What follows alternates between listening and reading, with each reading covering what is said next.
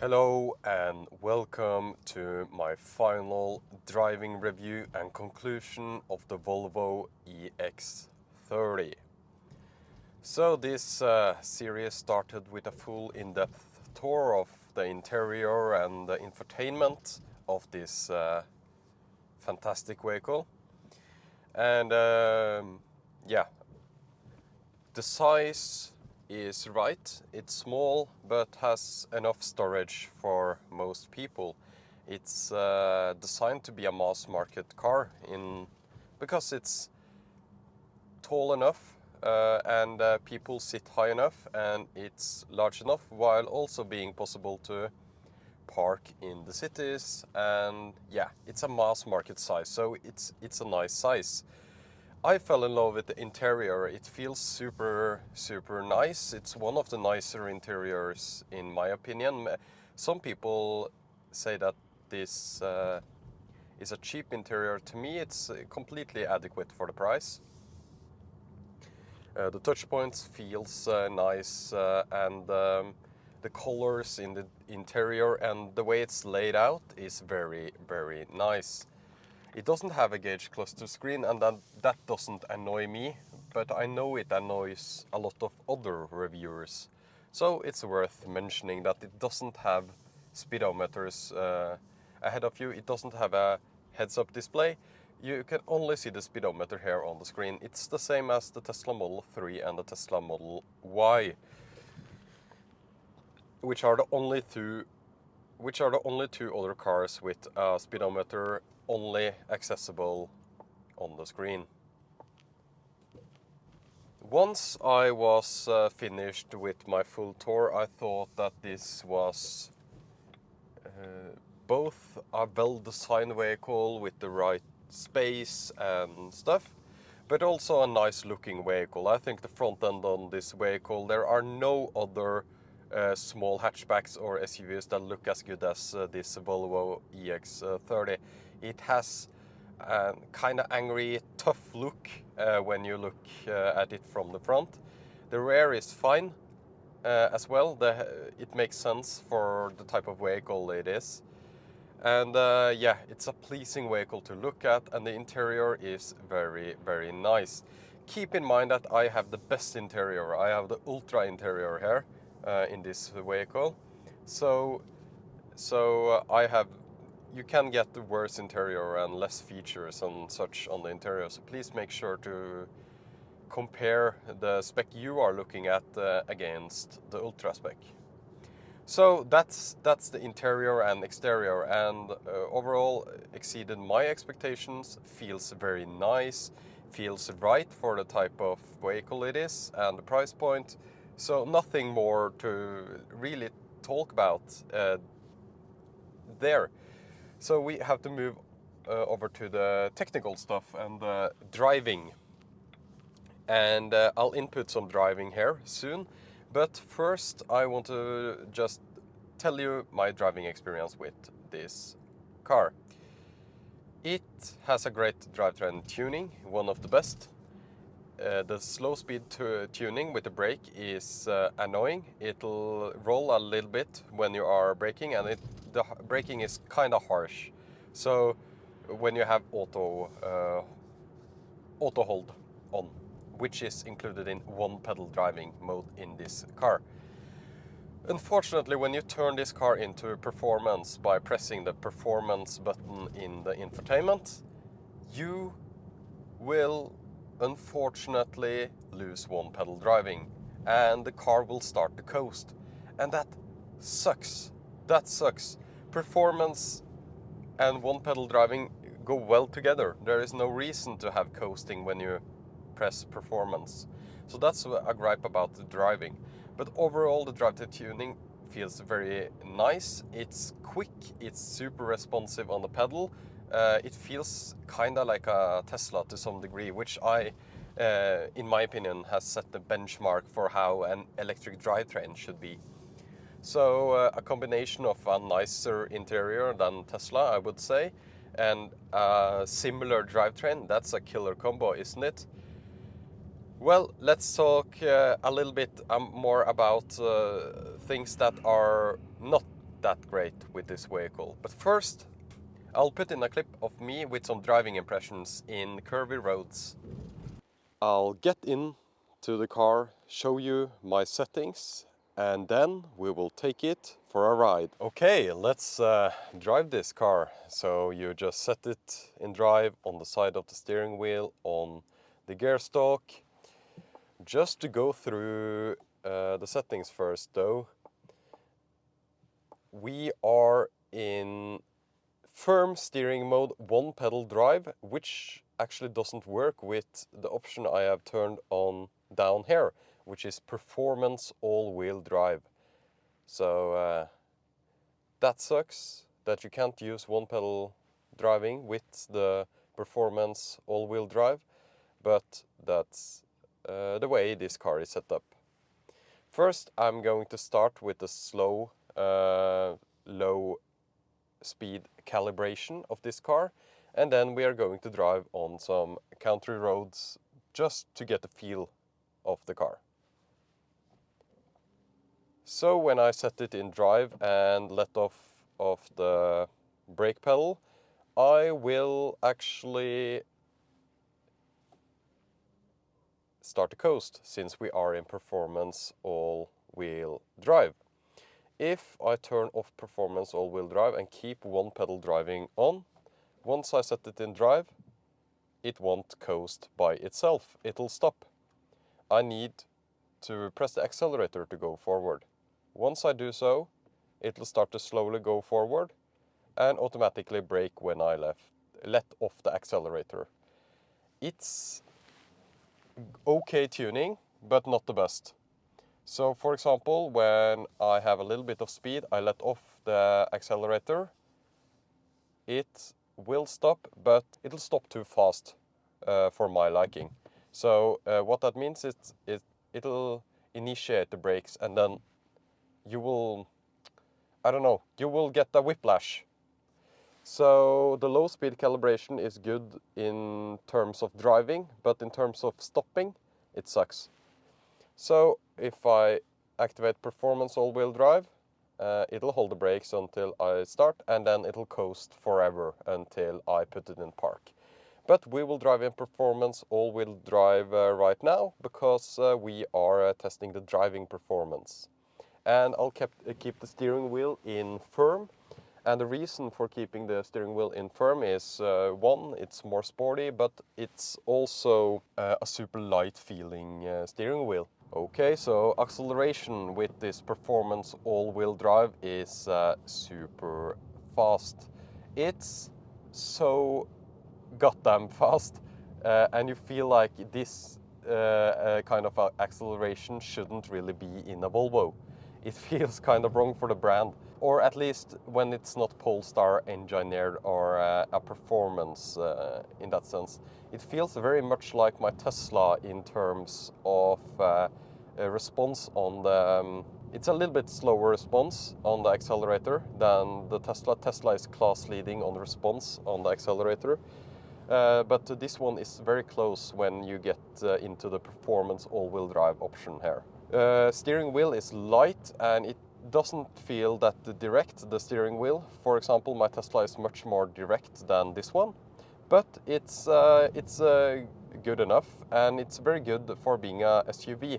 Actually, this setup I think would fit the Model Y, for example, but Model Y doesn't have that. Model Y has one of the heaviest steering wheels in its category. This one has a light steering wheel. It's plenty fast. It's very fun in terms of how quick you can accelerate with this car. They really unleashed the horsepower on it.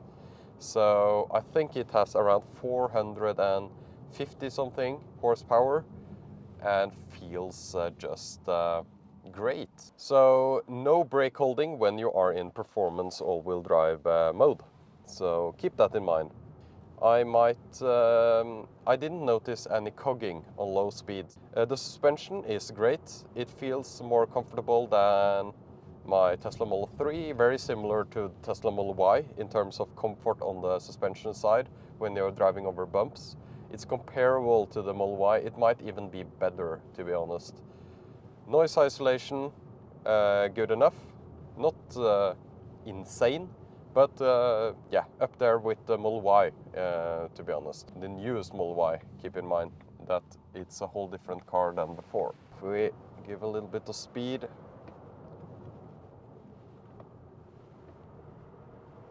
Okay, so it takes corner pretty well. I'm not going to do super high performance driving here because that's super dangerous on these roads. I'm just going to give it a little bit of to test the kick of the vehicle out of the turns. I'm sure the traction control will limit me, but I'm not able to get there where that really matters in this driving review. You have to wait for someone else that's better at driving dynamics than me to test it. I will say that it feels super light on the steering, but it feels pretty confident where you can place it. So you feel like you can turn pretty fast. Do you think I'll be able to pass here? Yes. So that's the thing with a small car. It's awesome. For funness, this is a 10, I would say. It's super fun.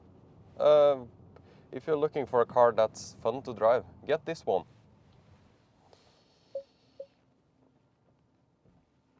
That's a BMW i3, actually pretty similar in size to this one. Not exactly the same, this one is longer, but it's about the same tallness. Unfortunately, you actually need to press the brake pedal to switch between drive and reverse. For example, in Tesla Model 3 or all Teslas, really, you can shift the car while you are moving to get super smooth turns. So if you are doing a multi-point turn in a Tesla, you will just switch between drive and reverse very fast. But with this one, you need to press the brake pedal, so that means a more abrupt stop in the middle. Okay, so it'll disable lane holding when you are pressing the blinkers. That's nice. And it's holding the lane completely fine on the highway. It's not super confident like the Tesla is, and I suspect that I require very little force to bring it out of the system compared to the Tesla. Yeah, it works. It's a nice feature, and it's easy to activate via the steering wheel with just one button. And you can always just change back to adaptive cruise control if you prefer that. And everything is done with the steering wheel. So that was my driving impressions. Overall, great drivetrain and some gripes on the low speed tuning and braking. So let's move over to the pure technical stuff, and by that there is really only charging and efficiency left. We did a efficiency video first and then a charging video afterwards, which shows that this vehicle is not as efficient on motorways as you might have thought. It is SUV shaped but not SUV sized, so it does lose some of the competitive advantage with the unaerodynamic shape of this car. It can also be inefficient in the motors and the all-wheel drive system, but I don't have too much technical information on that since I couldn't read the information from the OBD in the car. So it's not efficient. We used 216 watt-hour per kilometer, and it would equate to around 300 kilometers of range on highways. And yeah, it's worse than the Model 3, it's worse than the Model Y rear-wheel drive, and probably the Model Y all-wheel drive as well in the same scenario from what I have seen. So the efficiency is not good, but the battery in this car is quite large. It's 69 kilowatt hours. So yeah, 300 kilometers of highway range is what I have estimated, and we are talking about 110 kilometers per hour. This kind of sucks that it isn't more efficient than that. I really thought they would have got some kind of efficiency dialed in, and I haven't tried a single motor yet, but I hope they can redeem themselves on the efficiency part, because one thing that's worse than bad efficiency is bad efficiency and slow charging. And when we jump over to the charging video which I made, unfortunately it's not very good. The maximum charging speed is 150 kilowatts, and that's actually kind of fine for this car, to be honest. To have a maximum speed of 150, it's okay. It's not super bad, it's not any good either. But it drops off and it falls flat, and the curve drops and drops and drops very fast, and as there's absolutely no point of charging this car beyond 80% on road trips. Absolutely no point. It's, yeah, it sucks. That wouldn't be a problem in itself if it was, for example, super efficient. But there are many great cars that either are slow chargers or they are very efficient. They only have one trait, but they are actually pretty good regardless, because you need one of those to be a good car, to be honest. Either you charge very fast or the car is very efficient. So it seems like it's not efficient enough, this car, from my very light testing. Of course there could be software updates, there could be an anomaly with this car, but from what I've read on the internet and compared my results, it seems like these are the correct results for this car. So yeah, there are no other way to put it that it's disappointing that the efficiency and the charging are both mediocre, or yeah, close to where I would say it's bad. So yeah, that's an unfortunate thing, because everything else about this vehicle is great, but an EV needs to be either efficient or have fast charging to be in the top when you compare it to other vehicles. It is affordable, this vehicle, but it still competes with Tesla on price. It needed one of those to be honest, and I hope the single motor can redeem itself and be much more efficient, but I haven't seen any numbers from there yet. To conclude this review, I'm just going to say that the interior is, in my opinion, fantastic. The ambient lights, like you can see, look good. The touch points feel great. The seats, I forgot to mention those in the full in-depth tour. They feel great. The material on the seats is one of the best I have experienced ever. I think it's wool interior. Okay, the seats are, the material feels great, and the seats themselves feel good. And you have, on the Ultra trim, you have electric adjustable seats as well, work nicely.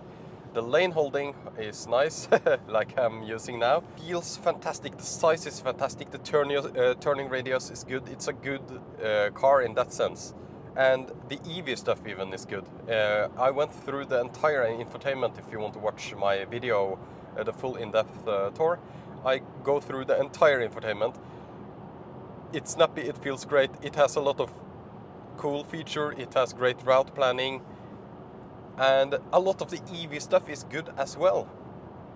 Drivetrain, like I mentioned, but it lacks charging speed or a better charging curve and efficiency. And is that deal breakers? Yes, it might be for some that does a lot of road tripping. Now I'm talking multiple charging stop road trips. One is fine, to be honest, if you're not going that far. You are slower than other electric cars that are at this competing price. For me, this is not necessarily a deal breaker. This can be a slower road tripper, and that's fine. It can still be a great electric car, and like I said, you can't just say that an electric car is bad because it's a little bit slower than other competitors on road trips. Maybe it's a better daily driver, and 90% of what the driving you probably do is daily driving. Then it's more important that it's a nice daily driver, right? So there isn't a clear answer. But I was a little bit disappointed by this. I still love the vehicle. It's extremely fun to drive. It has, again, great interior, in my opinion. It's super comfortable, just such a fun car, and it has the horsepower to be really fun. So that's the conclusion of this video. I was hoping for faster charging or more efficiency. It still has a large battery for this size of vehicle. It will go far enough for most people. If you need to charge, you will probably charge a little bit slower than competitors, especially with the kilometers added, since you use more energy to move this vehicle than the competitors. But it's better in other regards, and yeah, it feels great to sit in, and it has better comfort than the Model Y, in my opinion, currently. I'm not sure about Tesla Model 3 Highland.